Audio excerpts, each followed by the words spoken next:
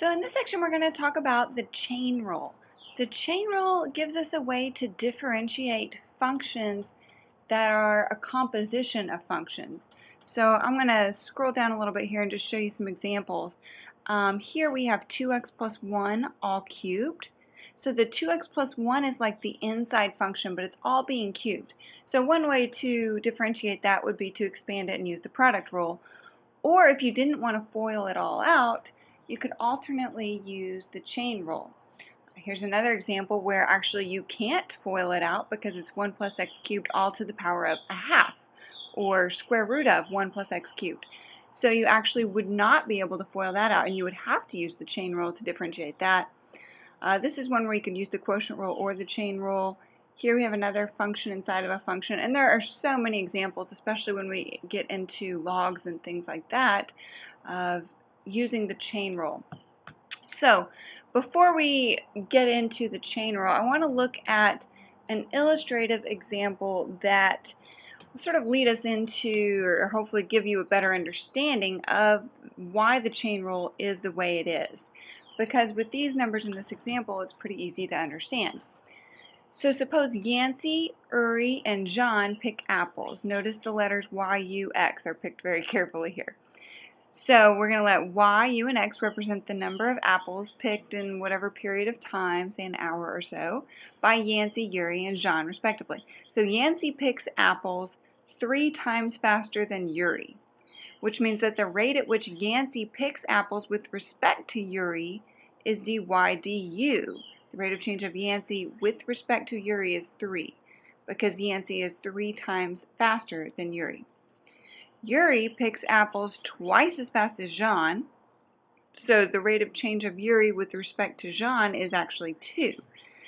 So the question then is, Yancey picks apples at a rate that is how many times greater than John? Okay, so if you want to draw it out a little bit, we've got Yancey picks apples 3 times faster than Uri. So Yancey's picking 3 times as many apples as Uri. Uri, right here, is picking apples twice as fast as John. So how many times faster is Yancey picking apples than John? If it helps, think of it as a time period of, say, 1 hour. Well, John picks 1 apple, Uri's going to pick 2, and Yancey's going to then pick 6. So the rate of change of Yancey with respect to John is 6. Yancey is 6 times faster than John. It's the product of the 3 and the 2 you would multiply. So it's the rate of change of Yancey with respect to Uri, that's the 3 right here, times the rate of change of Uri with respect to John. So that's the 3 times the 2. So hopefully that will help you to understand why, when you're differentiating a function inside of a function, we're going to use this as the rule. It's actually what I just wrote right here.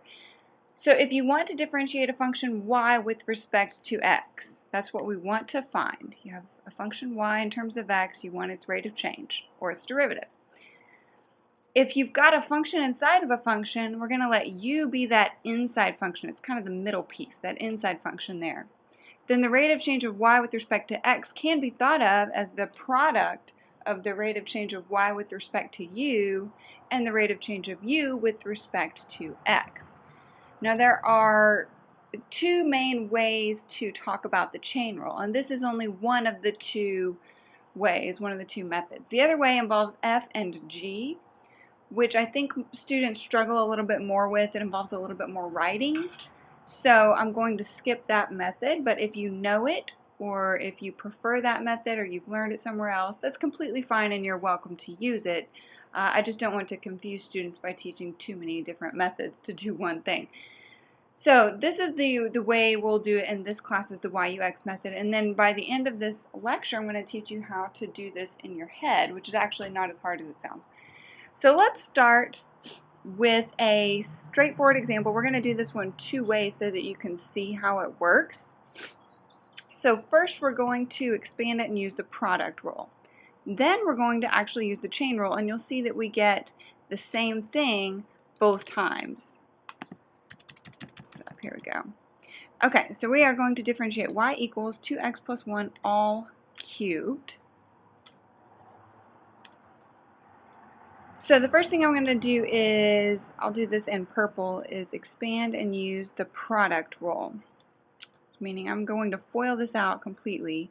So think of it as 2x plus 1 times 2x plus 1 times 2x plus 1. Let's multiply all that out. So foiling these two together right here is going to give me 4x squared. My outside term when I FOIL is 1 times 2x.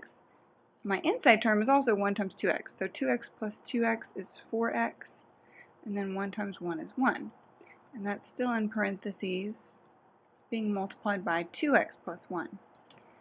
So now I've got to multiply this out by multiplying every term in the first group by every term in the last group. So we'll start with the 4x squared and do 4x squared times 2x is 8x cubed. 4x squared times 1 is 4x squared. And we'll move to the second term here. 4x times 2x is 8x. 4x times 1 is 4x. And then the last term here with the 1 times 2x is 2x. And the 1 times 1 is 1. And let's clean this up a little bit. So we have 8x cubed. This is our only squared term right there. Unless I made an error. Let's check this. So 8x cubed, 4x squared, 8x squared. That should be a squared. 4x times 2x is 8x squared. Then 4x times 1 is 4x, 2x and 1. Okay. So 4x squared plus 8x squared is 12x squared. 4x and 2x is 6x plus 1. So I haven't differentiated yet, but that's just foiling it all out, and now we can find the derivative using the power rule. So 8 times 3 is 24, x squared. 12 times 2 is also 24, x to the first. The derivative of 6x is 6, and the derivative of 1 is 0. So that's one way to work it. Now if this had been a power of 10, you would not want to expand 2x plus 1 to the 10th power. That would just take way too long. The likelihood of making an error would be pretty high. So instead we'd want to do this using the chain rule. So let's do the chain rule method next. The chain rule says we're going to call the inside function u. We're going to let u be the inside function. Then we're going to find the rate of change of y with respect to u and the rate of change of u with respect to x and multiply those together to get our derivative. So the inner function, you want to look at this function right here, y equals 2x plus 1 all cubed. The inside part is this 2x plus 1. So we're going to let u be 2x plus 1. It's usually pretty easy to tell just from looking at the function what the inside function should be and what the outer function should be. With a little bit of practice, you won't have any problem with that.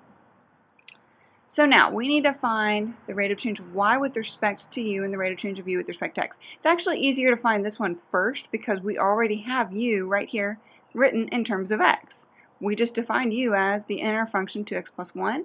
So let's just go ahead and differentiate that while we're right here. So the derivative of u with respect to x, you just differentiate this equation. The derivative of 2x is 2 and the derivative of 1 is 0. So that's du dx.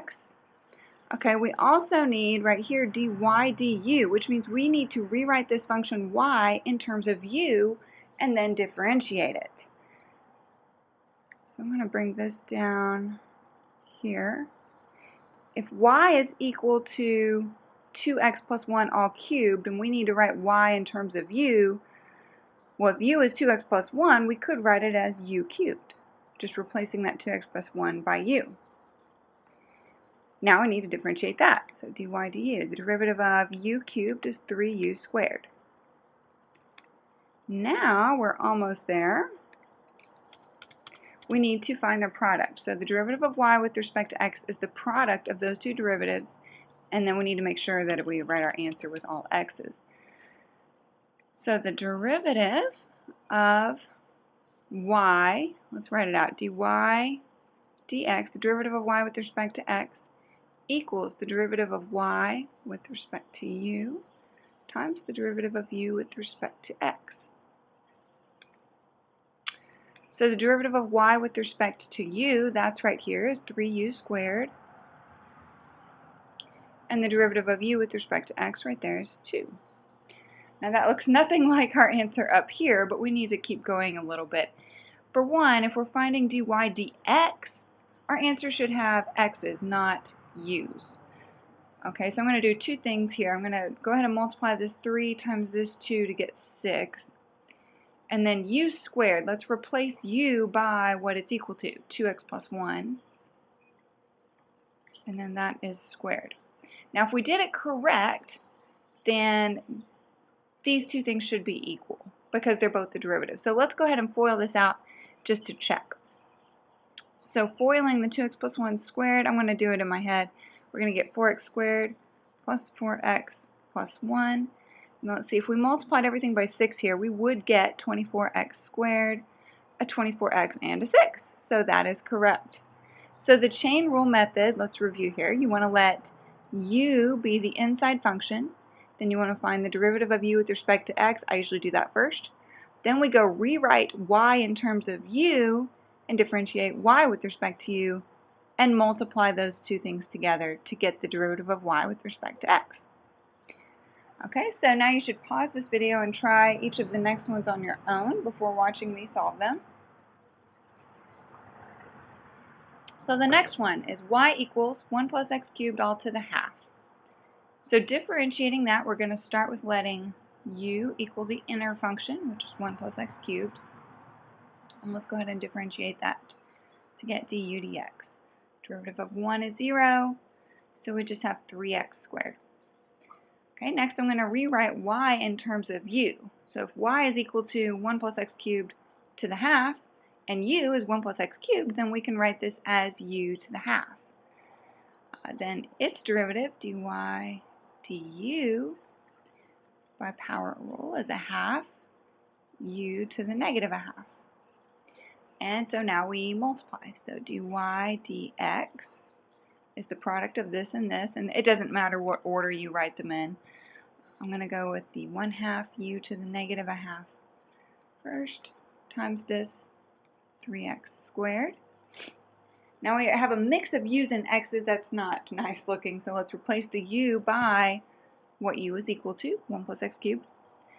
Let's see, I'm also going to move this 3 over to the front just to put the coefficient in front and write it as 3/2. So then the u will become 1 plus x cubed all to the negative 1/2. Negative 1/2 from right there, times the 3 I already moved over, and times x squared. You could write your answer like that. If you don't like the negative exponents, you could rewrite it as a radical and get rid of the negative. So there's a number of ways you can write your answer, which I'm not picky about. If you have the correct derivative, and it's all in terms of x's, then it's fine with me. These are just a couple ways you could write it.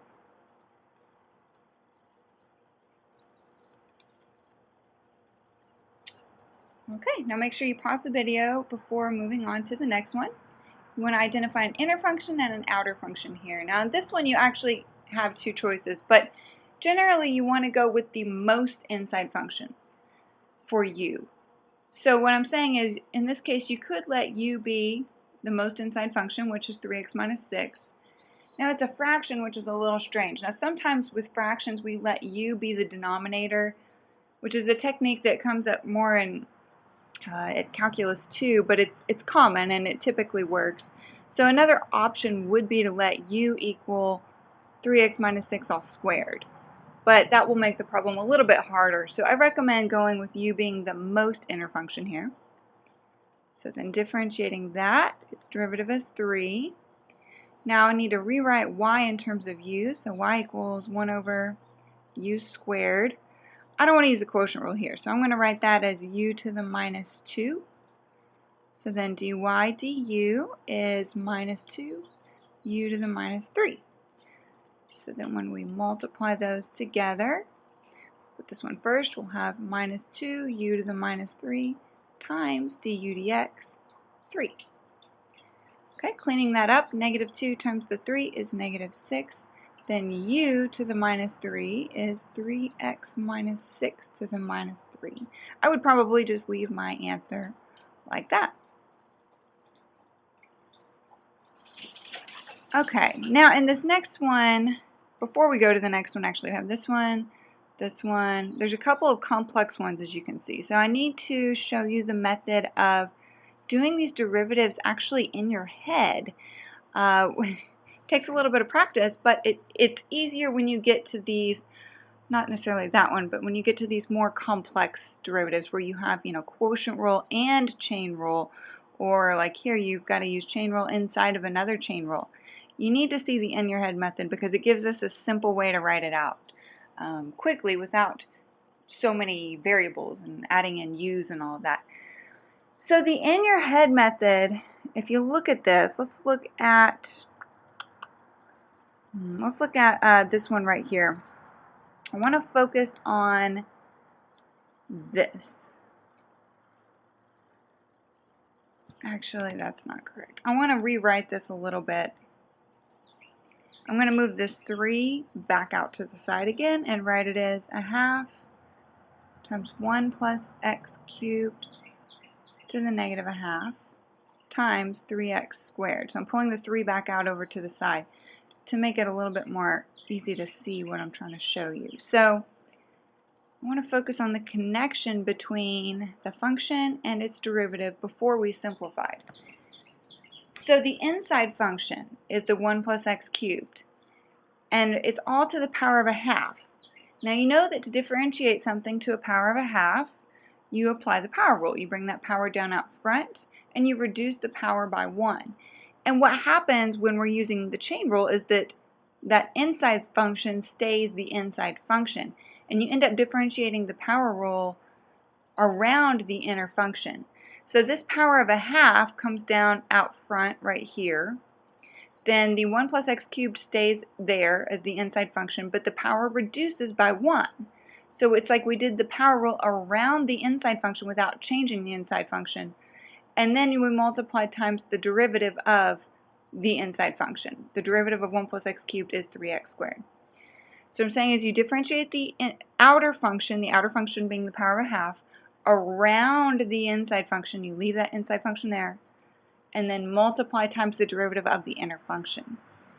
Okay, let's look at this one. So in this one, I will rewrite this one before we even attempt to do this because the quotient makes it harder to see. So let's first write it as 3x minus 6 to the minus 2. Now it's a little bit easier to see. The inside function is 3x minus 6, and the outer function is that power of negative 2.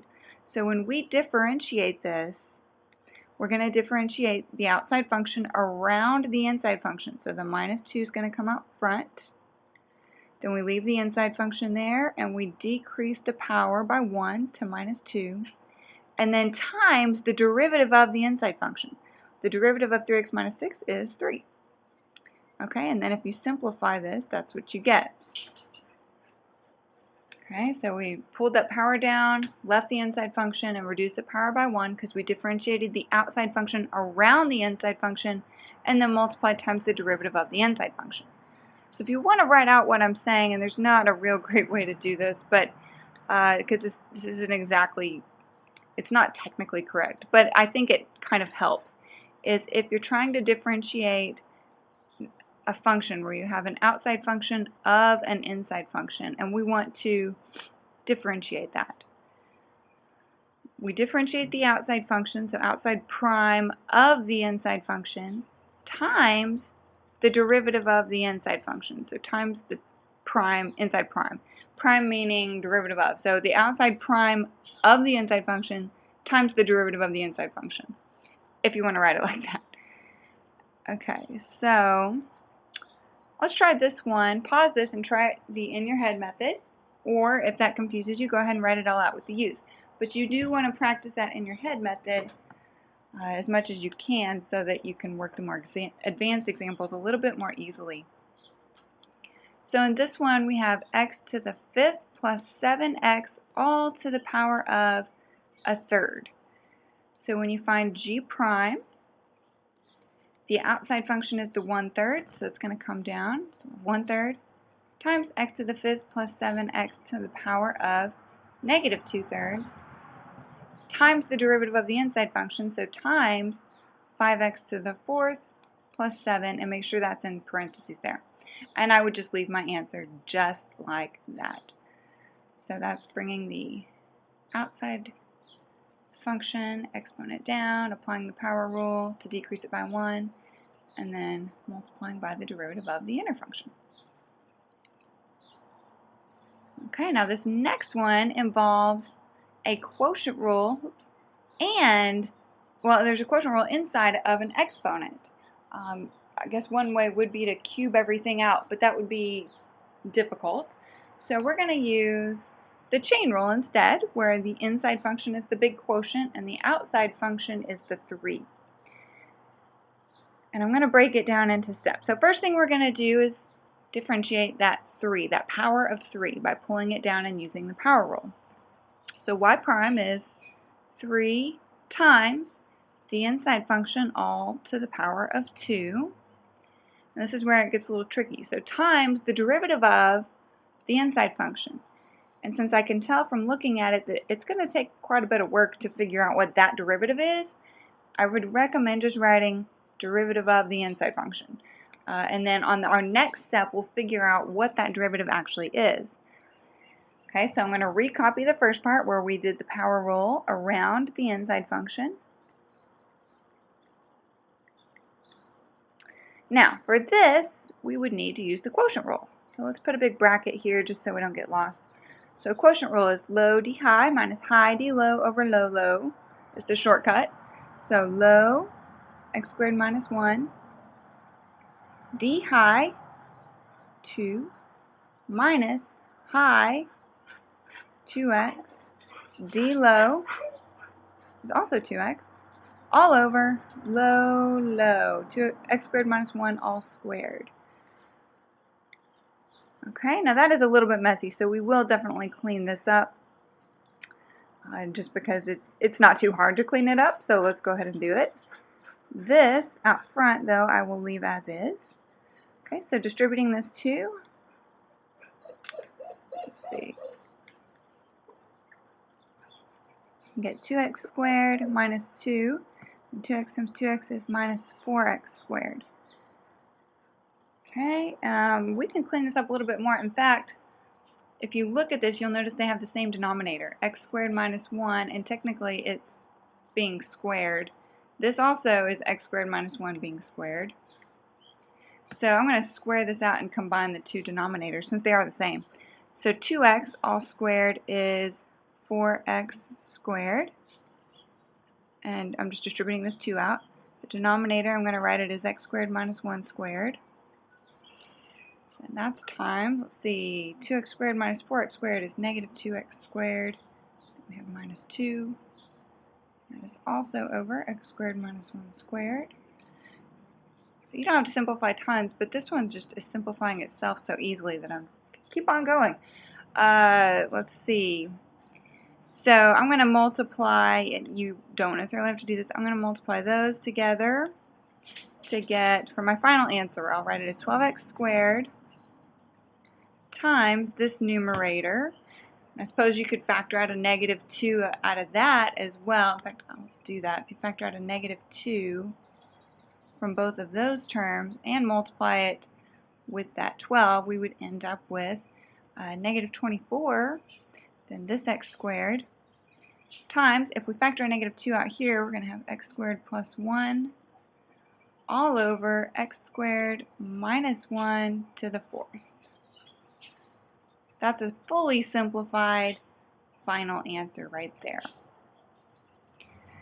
The main part again though is the chain rule and how we do the outside function, so applying the power rule around the inside function, decreasing the power by 1, then times the derivative of the inside function.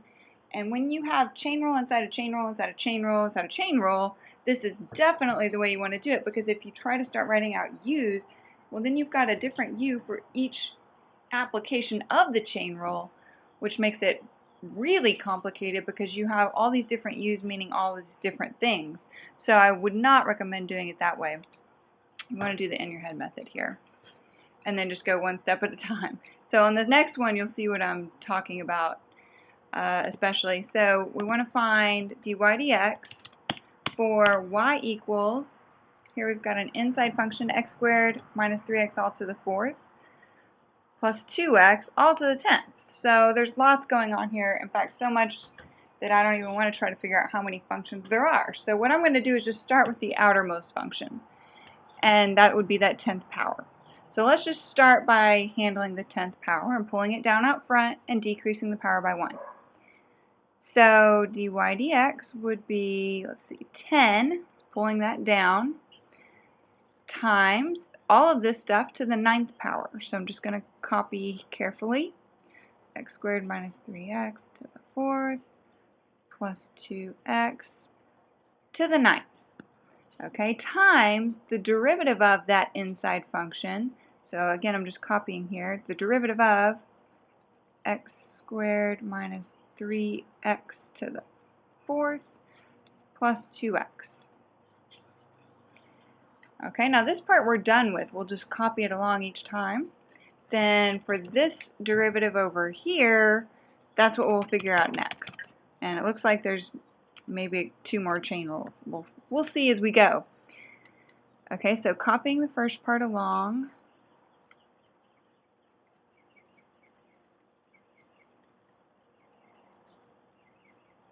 Okay, times this derivative. I'm going to put a big bracket again just so I don't get confused with so many parentheses. So the derivative of this function, let's see, actually it's a sum. Now that I look at it, it's going to be the derivative of that plus the derivative of 2x. So for the derivative of this, we've got to use chain rule because we're going to have to bring that 4 down out front. So let's do that first. So it's 4 times the inside function, x squared minus 3x, all cubed by chain rule times the derivative of this inside function, which I can actually do in my head finally, is derivative of x squared is 2x, and the derivative of negative 3x is minus 3. So that is that first derivative right there. Plus, the derivative of 2x is just 2. And it looks like we were able to finish differentiating. Now this is incredibly messy, so messy that I would not even try to simplify at all. I would just leave it as is. And in case you're wondering, realistically, when, say, someone who's maybe an engineer does a derivative, they're doing this probably on a computer and plugging in numbers. So simplification of something like this wouldn't be necessary because they're going to plug in numbers for x anyways. Okay, so let's do one more example. This one involves both product rule and chain rule, and we'll actually go ahead and find the equation of the tangent line just to start mixing up some of the different things that you've learned. So if we want to find the equation of the tangent line to this graph at the point where x equals 1, the first thing I see when I look at this is a product. Our first factor is negative 3x, and then the second factor is x cubed minus 2 all cubed, and they're being multiplied. So first thing we need to do is the product rule. So it's the first factor times the derivative of the second factor. So that's going to involve a little bit of work. So I think I will just write, I'll color coordinate this, derivative of. So I'm going to say derivative of x cubed minus 2 cubed. Okay, because I want to focus on product rule. First part times the derivative of the second part plus the second part, x cubed minus 2 all cubed. That's that part times the derivative of negative 3x. Well, that we can do. That's just negative 3. Oops, let's use blue here. Times negative 3. Okay, so it's first part times the derivative of the second part plus the second part times the derivative of the first part. Okay, so we are not done differentiating because I have not yet found this derivative. But once we do that, then we'll be done. So I'm going to copy along the negative 3x, and it's times this derivative, which involves chain rule. It's because we have the inside function to the power of 3. So we'll bring the 3 down out front, times the inside function squared, times the derivative of this inside function, 3x squared. Okay, that's that derivative right there. Pink coordinating a little bit. Then over here, I'm just going to reorder and put the minus 3 out in the front. and x cubed minus 2 all cubed out to the back. Okay, and I'm going to clean this up a tiny bit because we just have so many coefficients here. We've got 3 times a 3 times a 3. That's going to be negative 27. Here we've got an x times an x squared is x cubed. And here we have the x cubed minus 2 squared minus 3 times x cubed minus 2 all cubed. Now, if you want to find the equation of the tangent line, you need the slope of the tangent line. So here's the derivative of this function. If we want to find the slope of the tangent line at x equals 1, we would need to plug in 1 for x. So negative 27 times 1 cubed is 1. 1 cubed is 1 minus 2 is negative 1 all squared minus this 3 times 1 minus 2 is negative 1 cubed. So negative 1 squared is equal to positive 1. So negative 27 times 1 is negative 27. Negative 1 cubed is negative 1 times negative 3 is positive 3. So we get negative 24 for the slope of the tangent line. If you want the equation of the tangent line, you also need a point on the tangent line. So we need to find what the y value is on the function at the point when x equals 1. So let's go find y of 1. I'm just plugging into the original function here to get the y value on the function. So negative 3 times 1 is negative 3. Then 1 cubed is 1. Minus 2 is negative 1 all cubed. So that's going to be negative 1 times negative 3 is positive 3. So a point on the tangent, or the point on the function is 1, 3, and the slope of the tangent line is negative 24. So in point slope form, it's y minus 3 equals the slope negative 24 times x minus 1 would be the slope of the tangent line. So that is it for this chain rule section.